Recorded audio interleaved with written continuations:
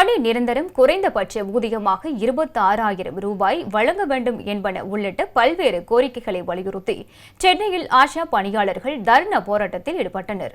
சென்னை எழும்பூர் ராஜரத்தினம் மைதானம் அருகில் ஆஷா பணியாளர்கள் சார்பில் நடைபெற்ற மாநிலம் தழுவிய தர்ணா போராட்டத்தில் திருப்பூர் நாடாளுமன்ற உறுப்பினரும் AITUC தேசிய துணைத் தலைவருமான சுப்பராயன் கலந்து கொண்டார்.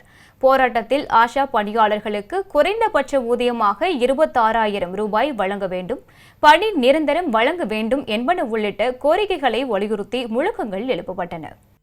ஒரு பித்தலாட்டமான வரையறுப்பை செய்து கொண்டு அவர்களுக்கு இனாம் தருவது போல வெறும் 5,000 ரூபாய் வழங்கப்படுகிறது. 5,000 ரூபாயில் ஒருவர் குடும்பம் நடத்த முடியுமா? இன்றைய விலைவாசியில் இந்தியாவில் உள்ள அனைத்து தொழிற்சங்கங்களும் இணைந்து நின்று எல்லா தொழில்களிலும் குறைந்தபட்சம் 26,000 ரூபாய் வழங்க வேண்டும் என்று வலியுறுத்தி இருக்கிறது.